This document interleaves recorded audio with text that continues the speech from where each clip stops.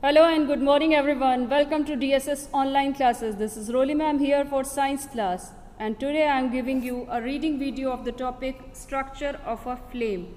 It is from the chapter combustion and flame. So we have to perform an activity at first. Light a candle, but do it in the supervision of the adult.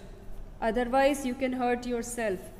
Hold a glass tube with a pair of tongs and introduce its one end in the dark zone of the non-flickering candle flame.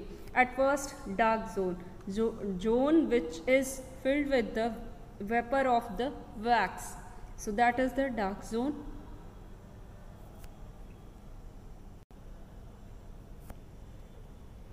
Now bring a lighted matchstick near the other end of the glass tube.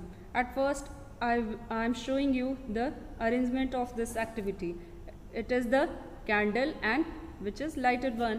You have to hold a pair of tongs, and with the help of this tong you have to hold a glass tube, and one end of the glass tube it is introduced to the dark zone, means zone which is fulfilled with the vapor of the wax. The glass tube, one end of the glass tube is introduced in that dark zone, and then you have to bring a lighted matchstick here. So do you see a flame? Yes, we can see a flame here.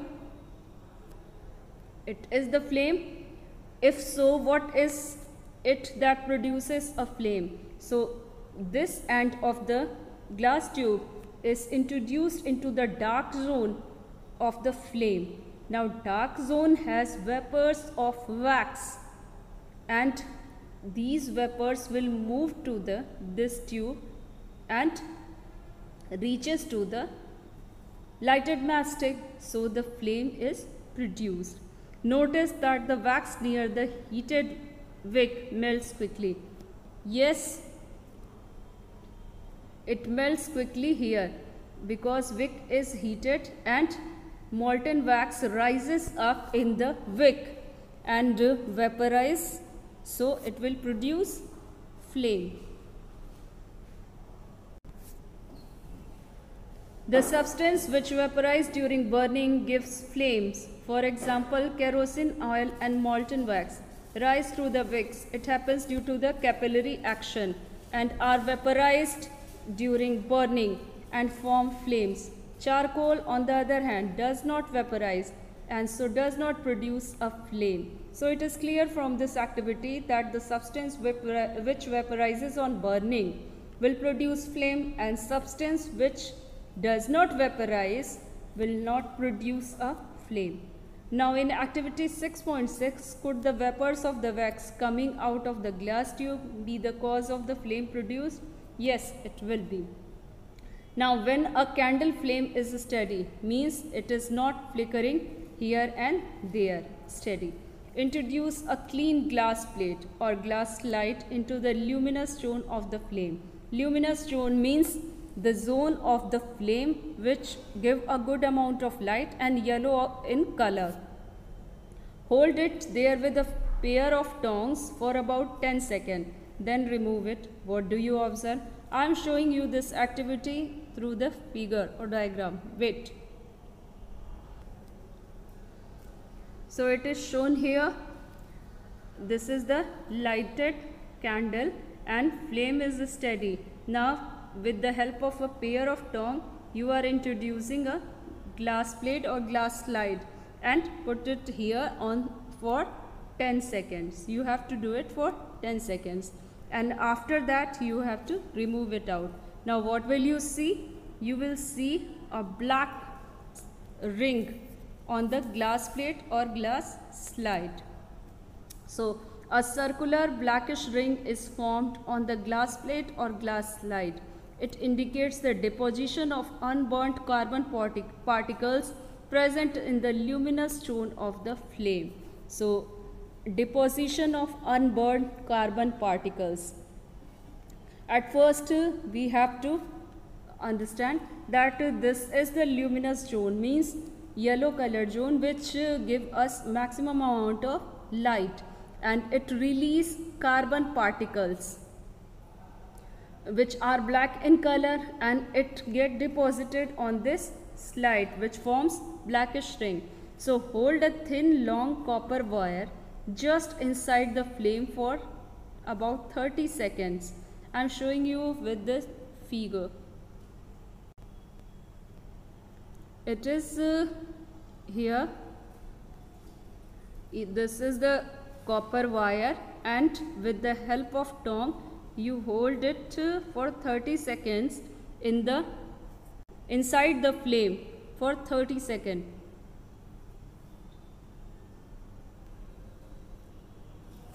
So notice that the portion of the copper wire just outside the flame gets red hot. Does it indicate that the non-luminous zone of the flame has high temperature? Now non-luminous zone, which means the zone which is not giving out a good amount of light, but it gives a very good amount of heat. It has high temperature. The copper wire which is in the non-luminous zone has high temperature. In fact, this part of the flame is the hottest part. Yes, blue zone or non-luminous zone of the flame is the hottest zone of the flame.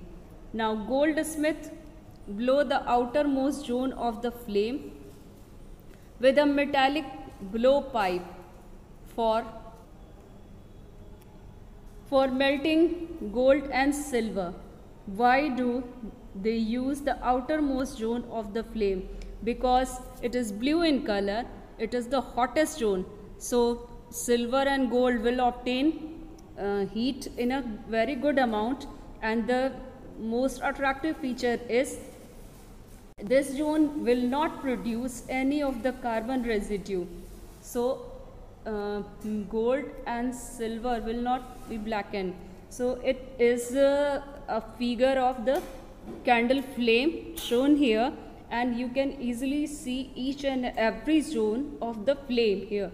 At first, this is your wax candle, innermost zone of the unburnt wax vapor.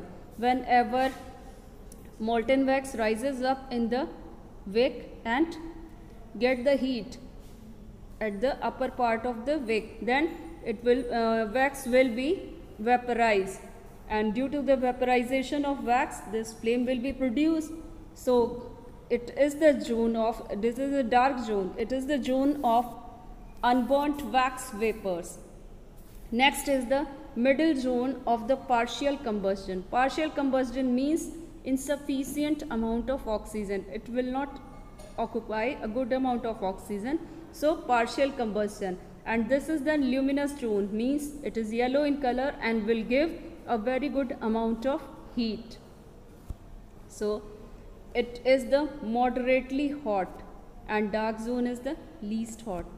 Now outer zone of complete combustion, which is blue in color. Outer zone or complete combustion means sufficient supply of oxygen.